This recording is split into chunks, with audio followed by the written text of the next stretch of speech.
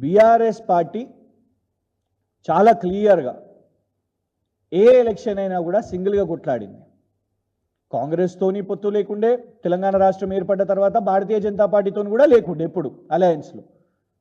కానీ ఇదే డైలాగ్ కొత్త ఏం కాదు. 2014 నుంచి రేవంత్ రెడ్డి గారు అదే ప్రచారం చేస్తున్నారు, బీజేపీ వాళ్ళు కూడా అదే ప్రచారం చేసే ప్రయత్నం చేస్తున్నారు, కలుసున్నారు అన్నట్టు.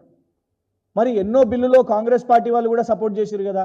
అసదుద్దీన్ ఓవైసీ గారు మాట్లాడుతున్నప్పుడు నేను 2008-9లో కూడా చెప్పినాని, మరి ఇదే సోయి ఎందుకు 2014 నుంచి 2023 వరకు అసదుద్దీన్ ఓవైసీ గారు కనబడలేదు? సో అసదుద్దీన్ ఓవైసీ గారిని పెద్దగా మేము ఎవరో రాసిరు కదా అని దానికి రియాక్ట్ అయినరు. ఈ పరీక్ష కేసీఆర్ గారికి ఇప్పటి నుంచి కాదు, తెలంగాణ ఉద్యమ సమయంలో కేసీఆర్ గారిని నువ్వు తెలంగాణ అనేవే కాదు అనేటోళ్ళు కూడా ఉన్నారు.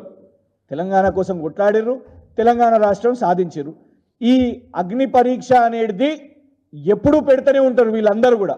అందరూ కలిసికట్టుగా అయ్యి కేసీఆర్ గారి సిన్సియారిటీకి క్వశ్చన్ పెడతారు. కానీ కేసీఆర్ గారు అసదుద్దీన్ ఓవైసీ గారికి జవాబుదారా? భారతీయ జనతా పార్టీకి జవాబుదారా? రేవంత్ రెడ్డి గారికి జవాబుదారా? కాదు కదా. అసదుద్దీన్ ఓవైసీ గారి కంటే ముందు తెలంగాణ స్టాండ్ తీసుకున్నది కేసీఆర్ గారు, నరేంద్ర మోదీ గారి కంటే ముందు స్టాండ్ తీసుకున్నది కేసీఆర్ గారు తెలంగాణ గురించి, సోనియా గాంధీ గారి కంటే ముందు కూడా తెలంగాణ స్టాండ్ తీసుకున్నది కేసీఆర్ గారు. వీళ్ళందరికీ ఎందుకు కేసీఆర్ గారు జవాబుదారు అవుతారు? కేసీఆర్ గారు జవాబుదారు అంటే కేవలం తెలంగాణ సమాజానికి, తెలంగాణ రాష్ట్ర ప్రజలకు. అండ్ ఏ ఎలక్షన్ పోయినా ఇదే కేసీఆర్ గారి ముఖంతోని, కారు గుర్తుతోని మాత్రమే పోయినాం, ఇన్ ఫ్యూచర్ కూడా అదే వెళ్తాం. అలాంటి స్టేట్మెంట్స్ని దయచేసి సీరియస్గా కూడా ఎవరు తీసుకోవద్దు. రాజకీయంగా ఎట్లా డ్యామేజ్ చేయాలి, దాంతో మాకు అర్థమవుతున్నది ఏంటంటే బీఆర్ఎస్ ఇంకెంత బలంగా ఉందో చాలా స్పష్టంగా కనబడుతున్నది. డే 1 నుంచి బీఆర్ఎస్ ఖతమైంది అని గొంతెత్తి చించిన కేసీఆర్ గారి పేగులు మెడలు వేసుకుంటాం, కేసీఆర్ గారిని బొంద పెడతాం అని మాట్లాడుతున్న రేవంత్ రెడ్డి గారికి కూడా బీఆర్ఎస్ ఎమ్మెల్యేలు కావాలి.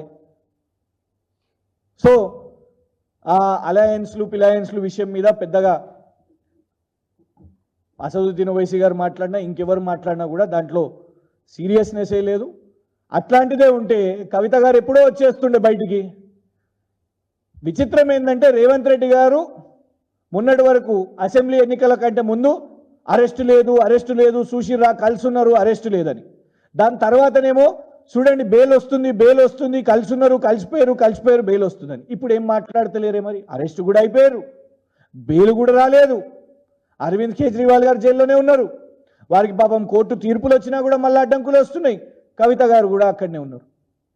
సో ఇవాళ అరవింద్ కేజ్రీవాల్ గారి పార్టీ ఇండియా అలయన్స్లో ఉన్న పార్ట్నర్లు అఖిలేష్ యాదవ్ గారు మమ్మల్ని ఎప్పుడు అట్లా అనలేదే. కవిత గారిని జైల్లో అరెస్ట్ చేసి జైల్లో పెట్టినప్పుడు అదే ఇండియా అలయన్స్లో ఉన్న పార్ట్నర్స్ కండెమ్ చేశారు. శివసేన ప్రియాంక చతుర్వేది గారు చేయలేదా? ఎంతోమంది చేశారు. సో ఇవాళ ఈ రెండు పార్టీలు తెలంగాణ రాష్ట్రంలో ఇది వేగ్ అండ్ వైల్డ్ ఎలిగేషన్స్ కానే కాదు. రేవంత్ రెడ్డి గారు అండ్ భారతీయ జనతా పార్టీ కలిసి ఉన్నాయి అని చాలా స్పష్టంగా కనబడుతున్నది.